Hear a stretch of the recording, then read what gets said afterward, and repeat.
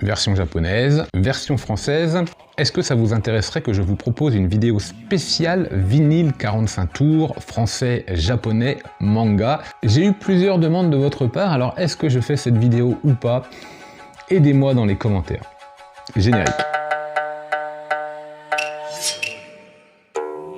Yo, salut à tous, c'est Authentique, j'espère que vous allez bien, bon appétit, puisqu'on se retrouve aujourd'hui pour un nouveau manga vorace, les 7 lectures de la semaine, avec de la nouveauté, une série terminée, l'inévitable coup de cœur et le manga Moji. Alors pour une fois, le manga Moji, je vais le mettre dès le début de la vidéo, pour être certain que toutes les nouvelles personnes qui seraient amenées à découvrir la chaîne, ce genre de vidéo, participent au jeu pour voir un petit peu ce que c'est le manga Moji, c'est ça. À vous de mettre dans les commentaires de quel manga il s'agit. Allez, on va démarrer tout de suite avec le premier manga, première lecture de la semaine. C'est Katsuhiro Otomo Anthologie. Je vous l'ai présenté dans l'achat manga de vendredi dernier. Katsuhiro Otomo Anthologie, ce n'est pas mon coup de cœur de la semaine parce que je l'avais déjà lu et j'en ai fait une relecture assez rapide. Une ou deux histoires me plaisaient un petit peu moins, je les ai zappées. Donc c'est un recueil évidemment d'histoires courtes de Katsuhiro Otomo. Katsuhiro Otomo, c'est un auteur des années 80 avec un style vraiment marqué, lui appartenant, qui représente vraiment cette époque. Évidemment, Katsuhiro Otomo, c'est le papa d'Akira. Est-ce qu'il y a vraiment besoin de le dire? Peut-être, on ne sait jamais. C'est assez inégal et c'est normal, c'est comme tous les recueils qui se respectent. Je pense qu'un recueil d'histoires courtes est forcément un recueil qui va être assez inégal entre les histoires. Elles ne peuvent pas toutes vous plaire et surtout, elles ne peuvent pas être toutes du même niveau. Certaines plairont à certains, d'autres plairont à d'autres. C'est inévitable. Moi, il y en a que j'adore, il y en a que j'aime moins, il y en a une ou deux que j'ai pas tout à fait aimé. Et avec la marque de fabrique de Katsuhiro Otomo, plutôt science-fiction, souvent science-fiction, on a des fois une fin à interprétation. On ne comprend pas tout, mais c'est un petit peu le principe. C'est libre à vous de comprendre un petit peu l'histoire, de voir un petit peu vers quoi l'auteur voulait aller, voir la tentative, l'ébauche un petit peu du scénario qui aurait pu se produire. C'est parfois comme ça. Moi, j'aime beaucoup. J'aime beaucoup quand on a ce genre de fin un peu ouverte et on se dit « Ah, mais voilà, comme un petit court-métrage d'animation là, où on est happé, et puis pouf, ça se termine. » Et on en redemande. Et il faut qu'on en redemande sur ce genre de petites histoires. Voilà, il faut que ça laisse quelque chose. Donc, il n'y a rien à dire. L'édition, évidemment, c'est du Kana Sensei, je crois. Voilà, tout à fait. Au cas où je dis une bêtise, je vérifie quand même. On n'a pas de cover, c'est carton pliable. Par contre, on a un grand format, on a quelques pages couleurs à l'intérieur, voilà, comme ceci. Donc, c'est plutôt sympathique. C'est un vrai régal. Je me la suis procurée sur le conseil de Mangadoc avant qu'il n'y en ait plus. On enchaîne maintenant avec une nouveauté. Alors j'en ai parlé aussi sur l'achat manga, il s'agit de Monkey Pick, édition Komiku, en 10 tomes. C'est une série que j'avais envie de commencer, c'est une série qui se lit facilement, c'est une série qui se lit à peu près n'importe quand, à peu près n'importe où, à peu près dans n'importe quelles conditions. Vous le savez, c'est plutôt le genre de manga que j'appelle des mangas popcorn. C'est un terme qui est en train de prendre, hein. Je l'ai retrouvé déjà sur d'autres vidéos. Et oui, mais ça marche bien, on comprend bien en fait le truc. Voilà, c'est du manga qui se lit facilement, c'est comme un bon film comme ça que vous allez regarder pour passer le temps. Monkey Pick, édition Komiku. Moi j'aime beaucoup les éditions Komiku parce que je trouve qu'ils ont des mangas relativement épais, un petit peu plus chers en général, mais plus épais. Le papier est plutôt bon, le travail est plutôt bon, les covers sont bien faites. En général, les mangas édités par Komiku sont quand même relativement bons et font parler d'eux. Alors pas sur le moment, pas tout de suite, mais dans le temps, c'est souvent des mangas qui font parler d'eux. Et là je pense par exemple à Inspecteur Kurokoshi, que je ne peux pas faire parce qu'il manque des tomes, et c'est bien dommage. Les maisons Komiku, si vous m'entendez, si vous pouviez rééditer les 5 premiers tomes, franchement ce serait une vraie bonne idée. Alors Monkey Pick, ça nous parle d'un singe, a priori d'un gros singe bien badass, bien sévère, qui trucide tous les passants dans une montagne à coups de machette. Alors manifestement il est le maître des lieux, il connaît tous les recoins, tous les passages les plus abrupts, bref, une entreprise en fait qui fait une réunion de groupe et qui a décidé de faire une excursion pour souder les liens. C'est plutôt, voilà, ça se fait, c'est plutôt quelque chose qui se fait pas mal au Japon, c'est une idée tout à fait cohérente et sympathique, et donc ils partent en randonnée comme ça avec une excursion relativement difficile pour que tout le monde se rappelle qu'ensemble ils ont gravi une difficulté, c'est un petit peu l'idée. Sauf que voilà, il y a ce singe qui débarque et là, il y va. Alors, est-ce qu'il y a un singe là-dessous? Je suis pas sûr quand même. mon avis, non. Mais enfin bon, on verra ça après plusieurs tomes. En tout cas, les personnages se font massacrer les uns après les autres. Il y a quasiment no chance. C'est un truc de fou. J'ai du mal à comprendre même comment ça va tenir 10 tomes, vu que je pense qu'après le premier tome, la moitié y est passée, quoi. Je sais pas. C'est assez violent. Voilà, ça m'a fait rigoler, ça m'a fait sourire, j'ai hâte de découvrir la suite en espérant que j'arrive à tenir la lecture jusqu'au 10 et que le final en vaille la peine. En tout cas, c'était un bon petit premier tome, très sympathique, mon qui pique.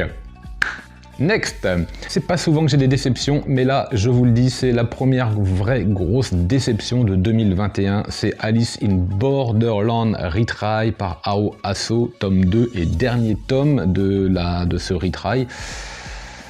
Bon, alors on est chez Delcourt Tonkam, on a un manga très souple, on a une couverture, une cover avec un peu de brillance. Delcourt Tonkam nous gratifie souvent maintenant d'un joli travail au niveau des covers. Elle n'est pas très jolie en soi la cover, mais elle est bien travaillée, il n'y a pas de problème, le manga est très agréable, ça, il n'y a pas de souci là-dessus. Maintenant, au niveau du dessin, Ao Aso nous fait du Alice in Borderland en plus vite et en moins bien. Voilà, c'est moins sauvage, c'est moins marqué par l'auteur, je ressens moins son empreinte, le dessin est paradoxalement sûrement mieux que dans Alice in Borderland, dans les premiers tomes, plus propre, plus travaillé, plus sec, plus net, plus maîtrisé sûrement, mais moins agréable. Je pense que c'est un manga qui, comme on était dans un survival, devait avoir de la matière. Vous savez, je le dis souvent, mais j'aime bien avoir un trait qui correspond un peu à l'ambiance du manga, et là je trouve que c'est beaucoup trop propre. L'histoire en 2 tomes est pareille, on a notre ami, je vais vous spoiler un petit peu, et en même temps vous allez comprendre un peu l'idée. D'abord parce que je ne vous recommande pas forcément la lecture, mais vous allez comprendre un petit peu l'idée inévitable du spoil. Alice recommence, alors il recommence pas tout à fait, hein, parce qu'en fait il recommence pas les mêmes jeux, il fait de nouveaux jeux, ça dure 2 tomes, vous pensez bien, et on le sait dès le départ, qu'il va survivre, c'est lui qui va être le gagnant du jeu, c'est quasiment inévitable. Pourquoi? Tout simplement parce que quelle idée d'aller faire 2 tomes d'une série pour aller faire mourir votre héros. Quel intérêt de le faire? Où est l'idée, quoi? Où est l'idée? Il n'y en a pas. Tout simplement, il fallait faire mourir son héros dans la première série. C'est obligé, sinon ça n'a ni queue ni tête. Donc on recommence, on ne sait pas pourquoi, ça se termine, on ne sait pas pourquoi. Il y a un parallèle avec la vie de l'auteur, avec l'adolescence et avec un passage à l'âge adulte. Ça c'est obligatoire, c'est une espèce de... Ces mangas en fait sont des cassures, des fractures par rapport à la vie de l'auteur également. C'est obligé, c'est le passage à l'adolescence, passage à l'âge adulte, ça c'est clair, c'est marqué là-dedans. Mais voilà, c'est le point positif que je lui trouve. Mais sinon, non. Non, je suis déçu. Je suis vraiment déçu, c'est pas souvent, mais là je suis déçu. On enchaîne maintenant avec de la testostérone. Du Stallone, du Schwarzenegger, du Steven Seagal, du Jean-Claude Sauterelle. Kengan Ashura, tome 5 aux éditions Meian. Alors j'ai fait la lecture du tome 5. C'est clair et net, il n'y a pas besoin de trop réfléchir là non plus. Ça se lit plutôt vite, c'est de la baston, ça enchaîne. On est avant un gros tournoi qui arrive et on est sur un bateau. Et sur ce bateau, évidemment, il peut se passer des choses, il peut y avoir des combats. Ça me fait penser énormément quand je vous le dis comme ça à Hunter x Hunter. Que dire de Kengan Ashura? C'est dessiné avec des traits, mais là, c'est très propre, très classique, voire cliché, voire caricatural par moment, mais ça marche bien. L'humour, c'est pareil, il est posé comme ça, bam, bam, bam, bah, il vous éclabousse en pleine page, parfois tellement c'est grossier, mais ça marche bien. Il y a beaucoup de choses qui font que Kengan Ashura est un stéréotype même du manga. Je l'ai déjà dit, mais si vous voulez casser les a priori que les personnes peuvent avoir sur les mangas, ne commencez pas avec Kengan Ashura, vous allez lui rendre service. Ça c'est voilà, tout est dit en fait. Ça se lit bien, moi j'aime beaucoup parce que c'est frais, c'est léger, il y a quand même de la bonne baston, ah voilà, ça fait le travail quoi, dans le genre ça fait le travail. Next, eh ben écoutez, dans le genre du samouraï également, il y en a un qui fait vraiment le travail, c'est Sido. Donc là j'ai fait la lecture du tome 7, j'ai pas réussi à m'en empêcher, j'essaye de les garder mais j'ai envie de les lire tellement j'adore.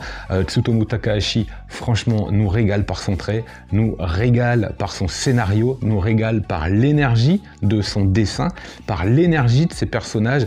Ces personnages, en tout cas, il y en a un qui est mauvais, il y en a un qui a envie de devenir quelqu'un coûte que coûte, mais qui est encore faible.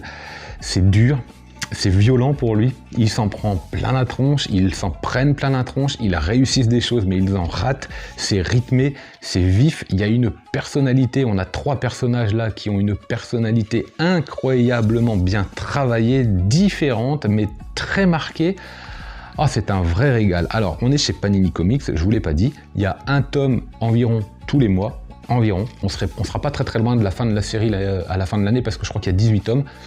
Ça, franchement, si vous aimez les samouraïs, c'est à faire, c'est à lire. On a vraiment de la chance d'avoir cette réédition de Sido pour ceux qui avaient raté ou qui n'ont pas eu la chance de connaître la première. C'est un grand oui pour la lecture de Sido. Il est fort probable que je craque encore et que je lise les tomes suivants. Bah oui, c'est obligé. Allez, on enchaîne avec une comédie romantique dont j'ai fait la lecture quasiment immédiatement parce que c'est un vrai coup de cœur de 2021 et ça va être encore un coup de cœur de 2022. Kowloon, tome 3 chez Kana. Un manga souple, un manga au format un peu seinen, format un peu Big Kana, d'ailleurs c'est Big Kana. Kowloon, ça va nous raconter l'histoire de deux personnes, un homme, une femme, qui travaillent au même endroit et qui, voilà, manifestement ont une attirance l'un pour l'autre. Des fois, l'un cherche l'autre, d'autres fois, l'autre cherche l'une, ou l'un, comme vous voulez. Des fois, c'est pas le cas, quelques quiproquos. Par moment, il y a d'autres personnes qui viennent et qui sont attirées par ces personnes-là. Et puis, quelquefois, ils se retrouvent et on sent qu'ils se cherchent et qu'ils se plaisent et qu'ils se le disent plus ou moins. C'est un petit peu tout ça. Et dans ce tome, c'est un vrai régal. Il s'en passe des choses. On sent que les relations avancent. On sent que les messages passent d'une manière ou d'une autre. C'est vraiment, vraiment intéressant. C'est très fin, très bien dessiné. Un petit côté shoujo, petit côté seinen, un petit peu comme dans le sens du vent par exemple. C'est un pur régal de lecture, un vrai moment frais, léger, agréable, avec une histoire romantique qui avance ou se complexifie de temps en temps. C'est vraiment très bon. Combien de tomes ça va durer, je ne sais pas, mais moi j'en redemande à chaque fois que je finis un tome. Kowloon, si vous aimez ce genre-là, comédie romantique, allez-y, vous ne pourrez pas être déçu. Et on passe maintenant avec le coup de cœur de la semaine. C'est chez Kiyun, storyboard d'Itsuki Nanao, dessin de Neko Kurage. Les carnets de l'apothicaire, c'est un petit peu particulier. Alors, on est plongé directement comme ça dans un univers assez clos au milieu du palais impérial dont on ne peut pas sortir et rentrer comme on veut, bien évidemment. Et Mao Mao est une jeune fille, alors 17-18 ans, je sais plus trop, qui a eu une formation d'apothicaire. Donc elle s'y connaît, manifestement elle s'y connaît plutôt pas mal. Elle a été engagée comme servante dans ce palais impérial, alors engagée comme servante, esclave. Hein. On est d'accord que si vous êtes engagé comme servante, vous êtes esclave, l'argent que vous récupérez, vous allez le donner. Bon bref, la vie est pas simple et elle a peu de chances d'évoluer socialement. Mais par une action qu'elle va mener, parce que justement en tant qu'apothicaire, elle a des connaissances évidemment dans le monde des sciences, dans le monde des plantes, elle va prévenir d'un danger. Et à partir de ce fait, elle va devenir une servante attitrée de la reine. Et à partir de là, c'est absolument savoureux. Chaque personnage a une personnalité très bien définie, absolument exquise, et le tout se marie, le tout se combine très bien, c'est très frais, très plaisant, très bien dessiné. Il y a des planches absolument magiques, les personnages sont relativement simples mais reconnaissables. Moi j'aime bien quand les personnages sont reconnaissables parce que des fois les mangas sont bien travaillés mais les personnages se ressemblent tous et c'est très compliqué des fois de savoir qui est qui. Là ce n'est pas le cas, c'est vraiment un pur délice. Alors il y a actuellement 7 tomes de sortie en France, j'en ai fait l'acquisition de 3, la lecture de 1 et je vais rattraper très vite mon retard parce que c'est un vrai coup de cœur de la semaine. Les carnets de l'apothicaire, jetez-y un œil, ça vaut vraiment le détour. Voilà, et bah écoutez, on arrive déjà à la fin de cette vidéo. J'essaye, moi, pour ma part, de faire en dessous le quart d'heure. Est-ce que c'est le cas aujourd'hui? Bah on verra ça un petit peu au montage. Je vous souhaite une excellente semaine, je vous souhaite de lire plein de mangas. Et moi, en attendant, je vous dis